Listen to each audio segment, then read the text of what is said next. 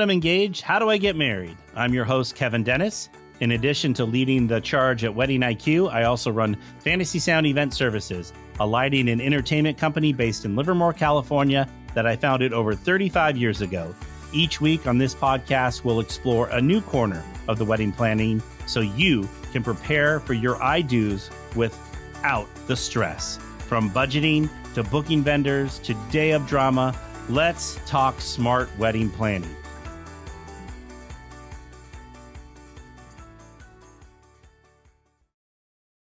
All right, so welcome to another episode of Now That I'm Engaged, How Do I Get Married? Because no one, this is their first time doing it, hopefully, and they don't know what they're doing. So we have an industry expert here, Sarah, who's from Mangia and Enjoy, and she's an amazing caterer. And how did you get here, Sarah? Tell us. How did I get to catering in general? Yeah. For weddings? Yeah. I've always cooked. Oh, okay. Yes, always, literally bored. Well, I wasn't literally. That would have been very painful. But I was bored with a spatula in my mouth. I used to say, people say the silver spoon. No, mine was like a good old cast iron pan and a spatula. At 3 years old, on a step stool, cooking home fries was the first thing I ever made. Like perfectly golden home fries for me and my siblings. So very, very young, I was always cooking. And so it only makes sense for me to do what I love ever so passionately for people who are in love, so that they have an incredibly memorable meal on their wedding day and thereabouts. All right. Well, today we're going to be talking about food, glorious food, everything you need to know and about choosing a caterer. So let's dive in and help these couples choose their caterer. So when should a couple start looking for a caterer? Well, it depends on what region of the country you're in. Okay. So that's good to know. Thing. Yes. So it really has a lot to do, and it's very directly related to supply and demand.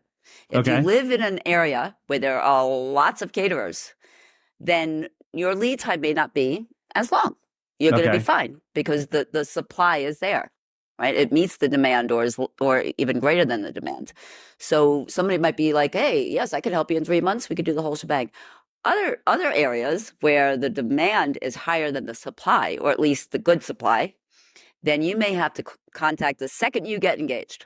A year and a half out, a year out, 2 years out in some instances. So it really depends on where you live. And the best way to find out, if you don't know, you call up a catering company that you're interested in and say, how much lead time do you need?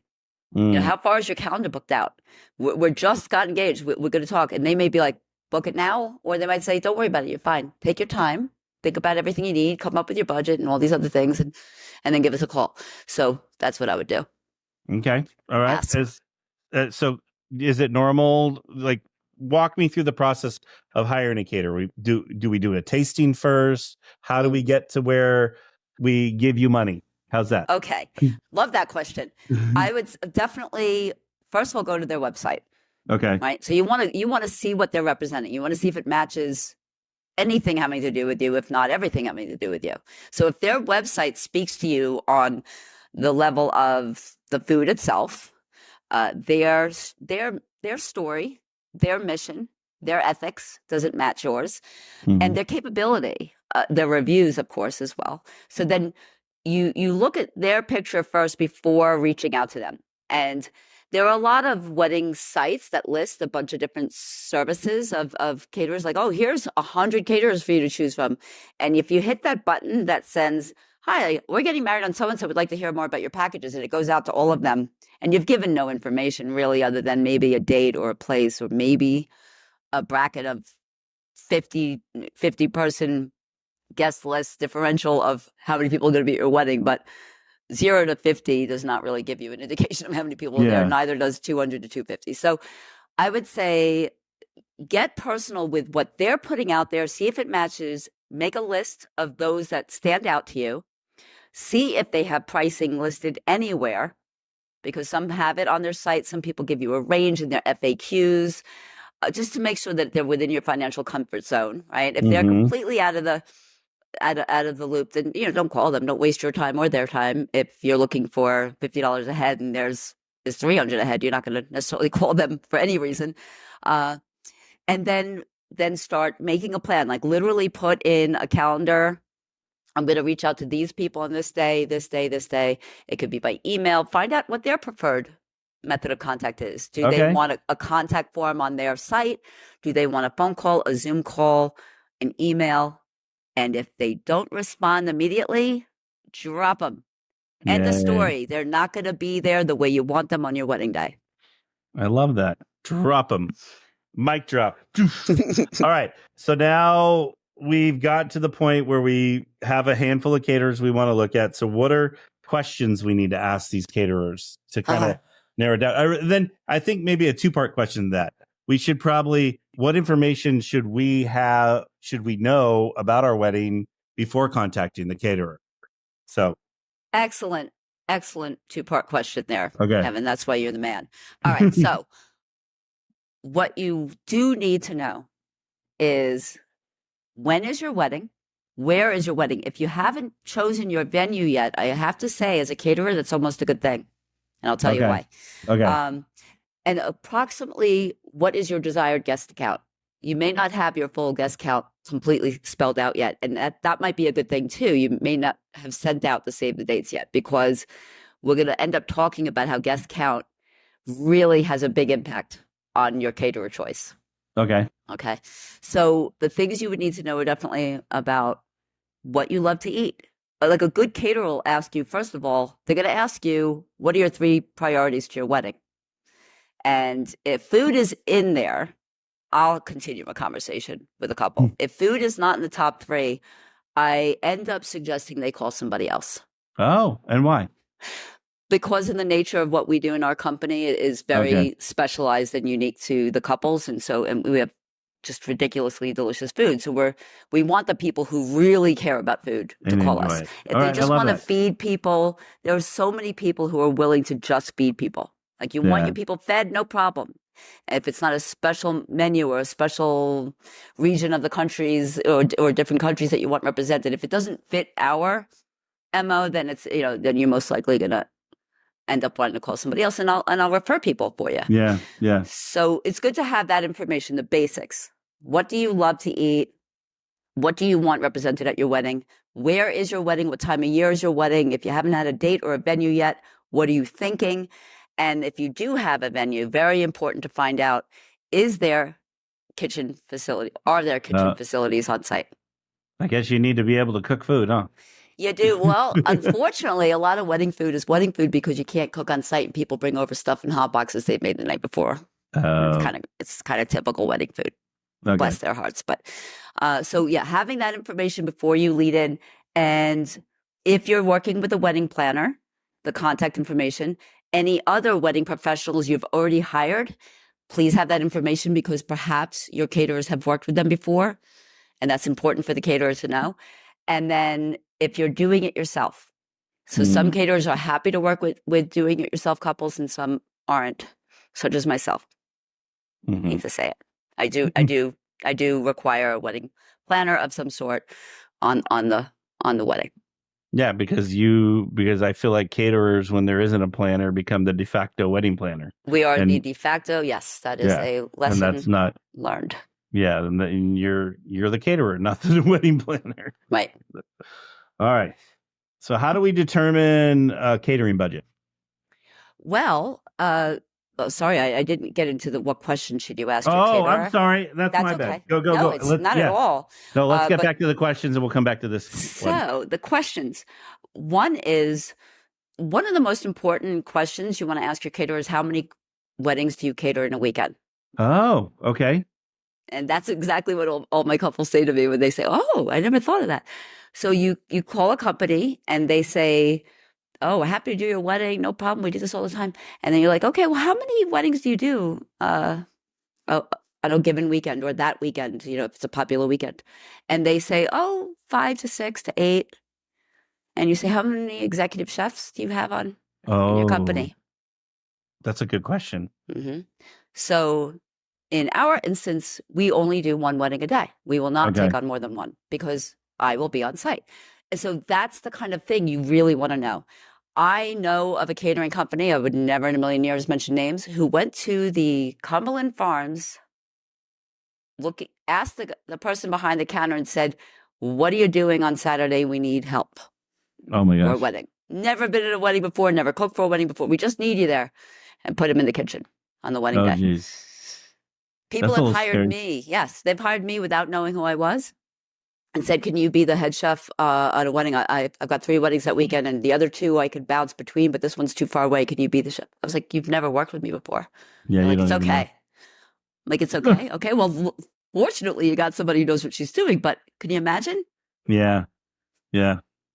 So No? is the executive chef going to be on site at my wedding? Can you Okay. put it in the contract? And if you Oh, can't put it in the contract, I'm not hiring you. okay. Fair enough. Any other questions? Yes, but Okay. that is a very important one. Uh, are you within my financial comfort zone? So you have to know your financial comfort zone of where you're at.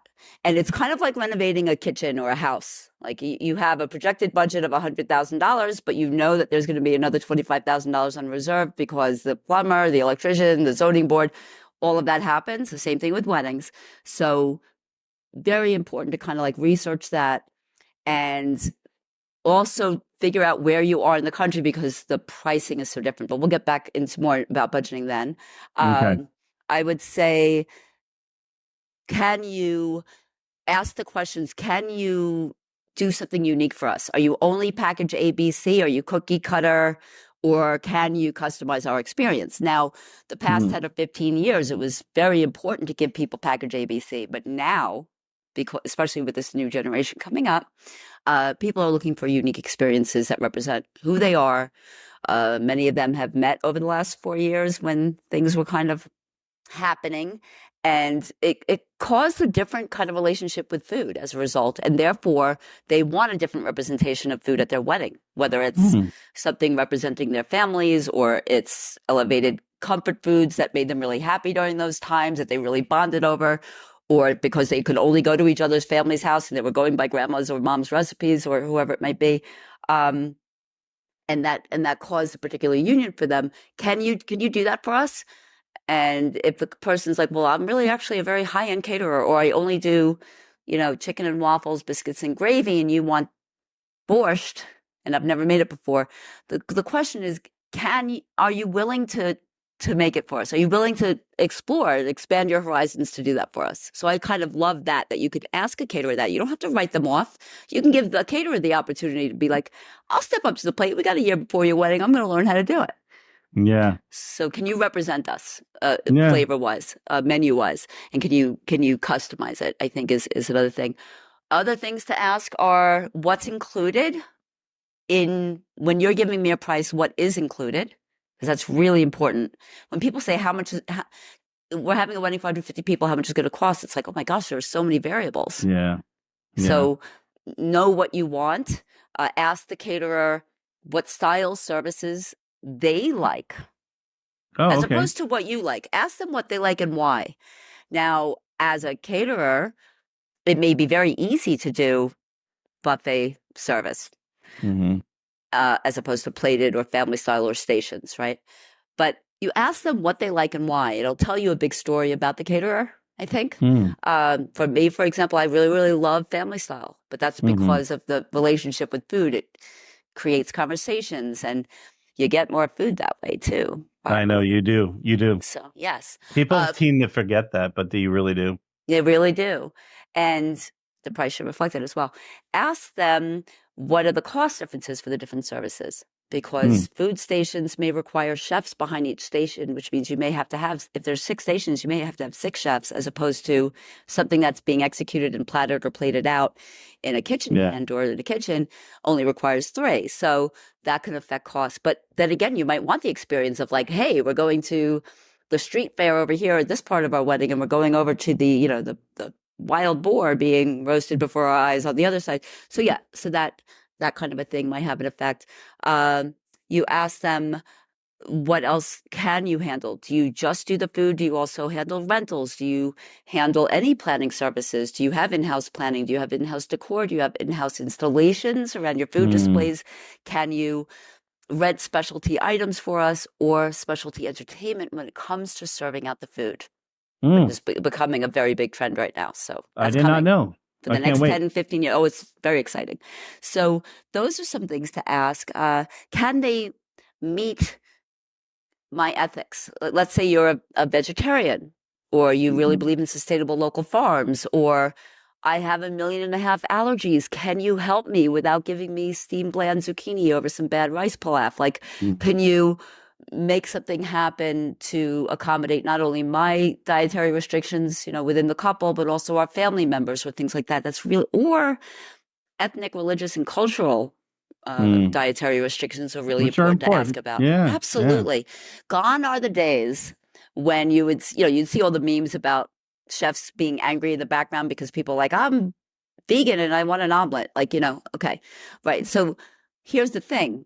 We must respect that as caterers, and you as a couple to be very forthcoming about those concerns. That's a really important thing, that the movement is going that way, that people are going to start respecting and paying attention to what your needs are. And it's no longer being written off as the typical chef from the 1950s who are like, what do you mean you don't eat meat? That kind of thing. Yeah. So, but also about the sustainability, if that's important to you, can the caterer meet your expectations regarding that? Are they going to have 1 million plastic, disposables everywhere and all the hors d'oeuvres, or Yeah. can you make things that are sustainable, where it's either we pick it up and eat it right there in an edible vessel, or just a skewer at the most, or something like that, Yeah. if that's important to you. So I would say those are some questions to ask. There's so many more to ask. Uh, Well, yeah. okay. So then let me ask. So how long does a normal initial call, since there is a lot of questions, and not to overwhelm people, like what, if I'm interviewing caterers, like what should I expect time wise? Okay, that's a really good question. Okay. I have been lambasted by many people who have watched me do this over the years, where I take an hour to an hour and a half speaking with a potential couple. Okay. And they're like, why are you doing that? Especially when you found out in the first 15 to 20 minutes that they weren't going to be able to afford your services. Mhm. I'm like, because they need to know. Yeah. They really need to. There's a lot of questions, and there are questions that are not apparent, or they're not online about, like, here's a list of questions to ask your potential caterer. There'll be like pieces of it, but it really doesn't tell the whole story. And that's why people get surprised with, oh no, I thought it was going to be this, but it's really that. And that's kind of like that weird feeling of I got bait and switched, which you don't want. So to have a comprehensive conversation, if you have the time to offer that to a couple, whether they're hiring you or not, is a really gracious thing to do. Now, if they are hiring you, it's very important to give the time. So if I'm a couple looking for a caterer and I want to get all my questions down, if you have your answers pre-written, it really will save a lot of time. And don't forget, the caterer is going to be asking you some questions as well. So please be Mhm. prepared. If you want to save even more time, you can say, I know we're scheduled a call for Tuesday at 3. Are there any questions you want me to prepare for? And Oh, here's some questions I'd like to prepare for you. It'll make it, everything swifter for all of us, because everybody's needs more time in life, right? So that's yeah. a really helpful thing to do, is to say, I'm going to send you a list of questions. You're welcome to answer it before we speak, or at least you can know what my questions are before we speak. And that's a really Yeah. helpful thing to do. Well, and that probably helps you prepare to customize a menu or whatever it is for this couple. Very much so. Yeah. So you were saying package A, B, C, kind of was the thing of the past. And now it's like we're really pulling in. So how do we create a menu for the wedding? Okay. So it'll depend on the couple and their desires, their wants, their needs. Needs, of course, first, then their wants. Now, what I like to do is I like to ask a couple, what is your preference and style? Do you like to know whether or not we can create your entire beautiful big dream vision and what that would cost? Mm-hmm. Or would you rather me let you know we can handle your basics, what that would cost, and then we can add on and make it feel like you're getting something for it? Because some people don't like the feeling of, I want this, but we have to take it away and whittle away at our list. And it makes them feel sad, which is not a good feeling. But some Yeah. people like that clarity, and they're very like linear about it, right? Yeah. And Yeah. analytical. So, and then on the same token, other people are more conservative or cautious with their way of going about it, and they'll be like, okay, this is what we know we definitely need. And then we find out, like, what other things can you do for us? Oh, you can do a late night snack because we're in the middle of Yeah. nowhere and there's no diner to go to at 11 o'clock at night when everybody's tipsy and wants to go eat, or things like that. So that's nice, where you can add on the little perks and the little happy things that they want. I do love a good late night snack. I'm not. Hmm I've yet to meet one I have not enjoyed. So, That's great. and I tend to leave. I like the savory more than the sweet, but Oh, that's definitely. Same. yeah. Mhm. I'm always been that way. So, Mhm. what are some overlooked factors when selecting a catering company? One is asking whether the executive chef is going to be on site at Okay. your wedding and whether or not they'll commit to that. Uh, uh, okay, this is where I get into a little bit of, I'm really sorry, but I have to give my opinion on this. Do you include an administrative fee and a gratuity on your invoice? Oh, okay. Okay, I know I've had many a discussion, and I am definitely against the grain of what professionals in our industry do. They believe in, I found out really the reasoning why people do it. So when they say, we're going to do this whole thing for you for 150 a head, but plus 25% administrative fee, plus 25% gratuity. I have a problem with that ethically, as well as the transparency factor. So I found out that the reason why caterers do that, I do not do that, by the way, but I found out the reasons why caterers do that is because the bottom line is people looking at how much it is per head for the services. So if the guy next door is offering it at 150 and then you're offering it at 180, but that's because you already included everything that you need, that's when people start saying, no, we're 150 also. And then they add the admin fee and the gratuity. Plus. So that's not okay with me. Your administration fee, what you're paying for your overhead of your lights, your rentals, your staff, like, no. You're a service. You don't go get a pair of tires and then it says, oh, but there's also a fee because it had to get driven over to our store and we have to pay our electric bill. And we also, like, no, it's a fee for the tire, period. Yeah. One fee. So I'm very anti administrative fees. And then the included gratuity. I'm going to say this to you couples, my dear couples. If someone includes their gratuity, tell them you're happy to hire them if they don't include the gratuity. And if they say, no, it's part of our thing, don't hire them. Here's the reason why. It's presumptuous. Maybe they did not do a great job. Maybe they did not thrill you. Maybe you wanted to give them a higher gratuity than what they're putting on there because they did a stellar job. But the point is that it's no longer a gratuity if it's included before the event. It's a fee. It's a fee. It's another fee. Yeah. So at that point, you have 25% administrative fee, 25%. Guess what? It just went up by 50%. Yeah. Big time. Big time. So your 150 ahead is now, well, you do the math. Yeah. It's more. So, That's so yeah, that's important to ask your caterer whether they'd be willing to remove the administrative fee, that you're happy with them being transparent and saying no, then it's 180, include it in the whole thing. If we can kind of change that from the consumer to the business to have that effect with the consumer saying, no, I'm not standing for that anymore. It's really not cool. Then that's great. But that's me just putting in my many cents. You're so funny. All right. So how can a couple determine price versus value, and what should they look at in terms of like a contract? Okay. Where are you in the country? Okay. Are you a local, or are you local destination, meaning a domestic destination? Like a New Yorker coming to the Rocky Mountains to get married, and are you doing an international wedding? And you could bring a caterer from the States to wherever you're getting married, right? So those definitely have an impact on the cost of your wedding. Value versus cost. Value is depending on what you're looking for. Can they meet everything you're looking for? Let's say you're looking for something very specific. Let's say you do need organic local farms and sustainability and 7,000 dietary restrictions. That has a price tag because it's a completely different ballgame than ordering from the big box stores or restaurant depots or Cisco's or things like that. There's a lot of caterers that do that, and bless them, they do a phenomenal business doing that, and they provide a lot of people a lot of great food. But then there are people who are more boutique. And so are you getting that kind of a service versus, it's like saying, are you going to a really fine dining restaurant versus good old fast food. Now, we all know that fast food gets eaten around this country all the time. So you don't need to knock that. There's no judgment on that if that's what you're going for when you're going out for lunch.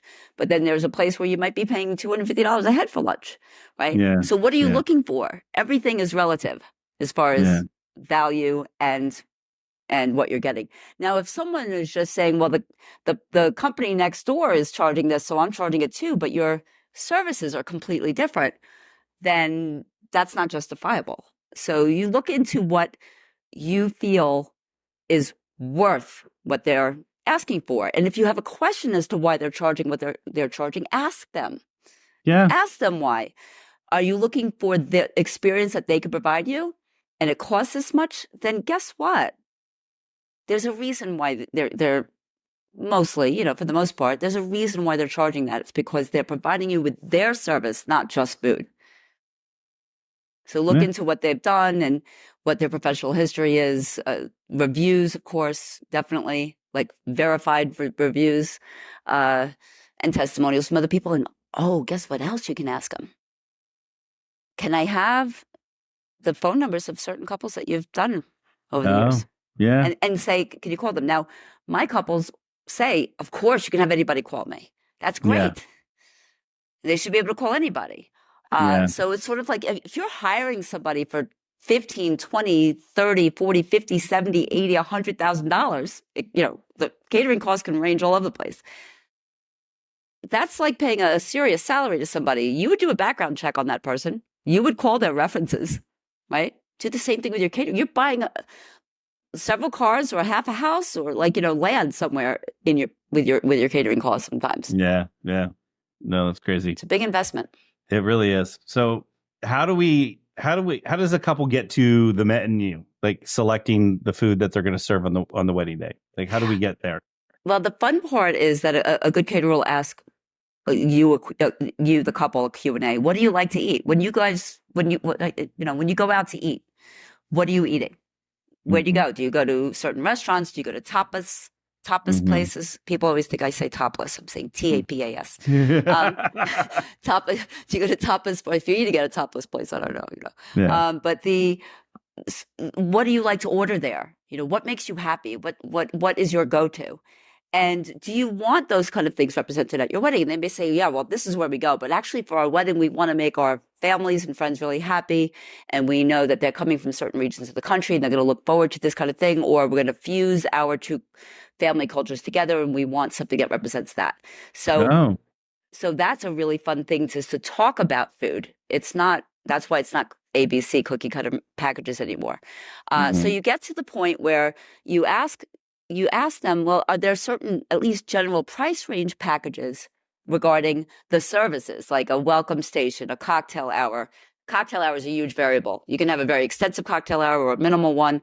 Also, the span of time between your cocktail hour and your actual service of the next meal, how long that is, because you don't want to feed people this huge cocktail hour and then half an hour later you're feeding them dinner. Like, that's not a good idea. But if there's a 3.5, 4 hour break before you're going into dinner, absolutely, you need a more extensive cocktail hour. So that price is a big variable. And then for your actual reception dinner, really interesting to talk to them about what kind of service. So if you're doing a service that's plated, are you doing a one meal for everybody unless they have a dietary concern? That can save you a lot of money. You can actually ask them, listen, we want the salad, the chicken, the bread, and the 2 sides for everyone, unless they have a dietary concern. And then that should lower the cost for you because it's going to cost the caterer less because they know exactly what to order. They're not making the labor of making 7 different dishes. Yeah. And it'll go a long way. Now, if that would make you happy, that's a great way of saving costs. And you can even offer that to your caterer. If your caterer doesn't instill that practice, make the suggestion to them. Like, we want the same thing for everybody unless they have a dietary concern. Can we perhaps save some cost doing it that way, but make it really spectacular? Yeah. Now, is there a we talked about a bunch of different services. Which one gets food to the guests the quickest, I guess? Depends on the caterer. It could take forever and a day if done incorrectly by anybody, right? So whatever service it is. True. So, if for example, you have an excellent front of house team, the back of house is going to do with the back of house, meaning your kitchen staff, your chefs and assistants. And the front of house are your servers and your captain, your expediter, the person calling out the orders. So if you're doing a plated dinner with RSVP choices, very important to get your caterer the absolute bottom line.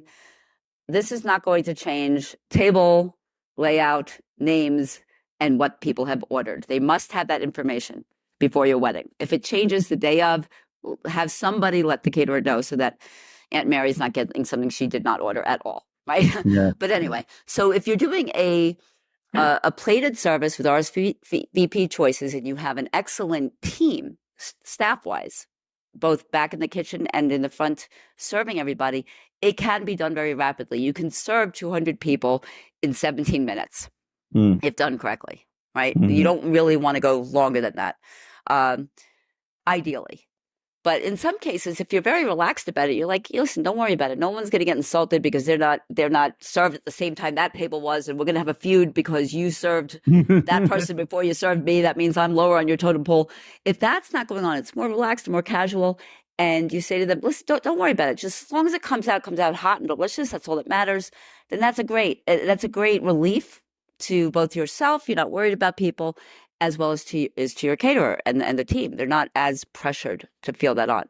But they, of course, still want to expedite it as quickly as possible. The other nice thing to consider is having your table served last and watch everybody get their food. Because you're paying a lot of money to feed all these people. You want to see their reactions. You want to see it. And then you're like, this is awesome. And then you get your plate. Yeah. That's interesting. Yeah. So plated is, you can do it fast. You can if it really depends on the experience and the expertise of the company. Buffet, do not ever do a buffet unless it is a mirrored or even tripled or quadrupled buffet. Yeah, I agree with you on that. Buffet lines are they take forever. They're the worst guest experience. Yeah, sorry. My guess was going to be family style was going to be the quickest to get out there, but family style is the quickest to get out there. There are many, many benefits, in my opinion, about family style. I love family style. However, if you think about it, it's not far behind the actual plated service, because on the family style table, you have 5 dishes to still put down on the table. Yeah. So instead of 10 at the table, you have 5 platters, which then requires maybe 2 servers per table anyway, because someone's going to bring it out, put it down the stand and serve it out. So you still want about 2 servers putting out any table's worth of food, no matter how you look at it, whether it's plated or it's family style. Yeah. I find that there's a different noise level in the room with family style than there is with, plated meals, because it just forces everyone to talk with each other, and, it really gets that conversation going. So, yes. All right. So you mentioned entertainment, food entertainment. What is that? Teach me. Okay. I love this. So how is your food being served? With more and more couples kind of wanting to one up the wedding they went to last week with their friends, are like, ooh, that was really cool. Next year I want to do something even more fun. So for example, you may have a themed wedding. Themed weddings are really, really on the rise right now, and they're going to actually only increase over the next 10 years. So to kind of get into the idea of, I'm going to entertain people at our wedding. We're not just going to do the same old. Like, we've all been there, right? We've all done that. We've seen it for decades and decades and decades. So now we want to have some sort of an immersive experience. We want to have Parisian dancers come out and serve the food, or we want to have, you know how LED is like a big craze right now. You're seeing it everywhere. I don't know how many years that's going to last, but it's out big time right now, right? So you may want your people dressed up with some sort of an LED hawker box where they're serving out your drinks and your hors d'oeuvres, or you may have acrobats flying through the air and pouring your drinks. Like, that's a real thing right now. So it's a lot of fun. Burlesque dancers could come out and offer your sweets at the end of the night or something like that. So there's many different really cool ideas of how to serve, but there's also the concept of creating like carts. Carts are really big. So like carts, like you're almost going to a street fair, but I don't mean necessarily like street food, street fair. It could be like really high-end, delicious little carts of food and different different themes of the world. Like, okay, our families come from 4 different backgrounds. We're going to represent all 4 parts of the world with little sort of like not food trucks, but actually you're creating these installments. And so who's behind there? People are all dressed up. So that's some examples, but really like the roller derby idea where people are coming in on skates and taking orders. You might have pop-up diners serving really, really highly elevated pop-up diner food with people on roller skates taking orders and serving it out. I mean, you get just fun ideas. Get creative with your caterer to see if they are collaborating with other wedding professionals to create I like love that. a vision of that speaks uniquely to you. I love that. Because it's not just short ribs or chicken, and then we're having an event. So Right. all right. Any like trends you're seeing right now, other than the entertainment? That things that couples can be looking out for. Absolutely. So certainly the immersive out of the box experience is definitely a rising trend. The idea of mobile anything, like we were just talking about, maybe setting up different carts of things, but also in your beverages, your bar or your mocktails. Mocktails are on the rise. Big mocktail bars are really, really important. The statistics on that are staggering. The 25 to 21 to 35-year-olds, it turns out that I think it was like around 40% of them actually prefer to have a mocktail rather than a beverage, than an alcoholic beverage at weddings these days, or maybe at the most like a hard cider, like a canned cocktail. Yeah. So that's on the rise. To be able to offer that, and then there's always alcohol people can add to a mocktail, but doing these really beautiful displays with beverages is a lot of fun with flavors and colors, and it could be everything from milkshakes to margaritas. I mean, you can have all kinds of different fun drinks as opposed to just like a signature cocktail. It's like, yeah, really kind of expand on that and do an installment behind it. So I think the visual meeting with the food is really important to kind of create an experience of how they're going to be eating the food or drinks. So that's some other rising trends. Definitely color. Boldness of color is coming forward. Now, it could be that there's a palette going on and people are like, I really love all the different colors of green or blue or purple. And there are color themes going on decor wise as well, but that could also be reflected in your food. So if purple's your color, ube anything is going to work, right? Ube drinks. Ube is a purple sweet potato from the Philippines that is very much on the rise right now. But ube ice cream, that's always a good one too. Ube sweet potato actually in the food. I mean, you want to instill colors into food that match your theme. That's a really fun kind of trend. And talk to your caterer about being creative with these ideas, that it's not just separate from the rest of your wedding experience, that it can be part of the experience, and that they can actually help collaborate and help get creative with you on creating something really enigmatic and fun. Well, you made me hungry. That's my job. I'm ready to go eat. That's all right. Anything we didn't talk about that we need to let them know when hiring a caterer? I would say please ask questions, and don't, if you start feeling rushed. I mean, if you're not, most caterers are not going to talk to you for an hour and a half, but if they are willing to, I would say prepare yourself. Please do ask all the questions you want. And if you feel rushed, or if you feel like the other person is being irritated with you and you're not really being irritating, then keep that in mind, because this is a long experience. You're actually going into a relationship with your caterer or any of your other wedding professionals that you're working with on your wedding, and you want to feel loved, because this is about your love journey. It is about your love story, and they're preparing a pretty large part of the experience. So hopefully they're going to be treating you as if it matters as much to them as it does to you. Yeah, fair enough. All right. Well, Sarah, thank you so much for being here and helping our couples get ready to hire a caterer for their wedding. It seems very stressful and daunting, but I think you broke it down and to give them some tips and tricks to make it a little bit more easy. So I hope so. And yeah, don't stress. This is a party that you're going to get married at. I do really hope that you take those words. Please don't stress over your wedding. And if you can hire a wedding planner to ease some of that stress, I can't encourage it enough, because then you just say yes and no to what they're finding out for you. It will make such a difference for you. But please don't stress. Enjoy your wedding. Enjoy the food, and make sure you eat at your wedding. That's the other thing. Oh, that's such a big thing, because I did not eat at my wedding. I'm so sorry. No, and it was my own. I have a big family, and I kept talking to family. Family kept interrupting me, and that's the one thing I tell everyone: eat at your wedding. Eat at Eat your at your wedding. wedding. And really, just to touch upon that really quick, I do encourage having a welcome party the night before your wedding, as opposed to just a rehearsal dinner. You might have that separately, but a welcome party for the guests that are in town so that they don't do that to you on your wedding day. Have a welcome party, just really chill food, just like you don't have to spend a fortune on it or anything. Have a welcome party where people can get all the hellos and everything out of the way. And if one of your family members want to talk to you for 3 hours about their cat, they're doing it the night before your wedding and not at your wedding. Like really, and I love cats, so don't get me wrong, but I'm not going to talk to somebody for 3 hours at their wedding about it. So that's a really, really big helpful hint to please think about having some sort of a welcome party the night before. No, makes total sense. I wish I would have done that because we were just overwhelmed, and that's the one part I feel like couples. I have a bad joke, but there's a lot of truth in my bad joke. I go, you want to have fun at a wedding, you need to be a guest at someone else's wedding. Because at someone else's wedding, you just blend in and you get to enjoy all the fun activities and everything that they planned for you.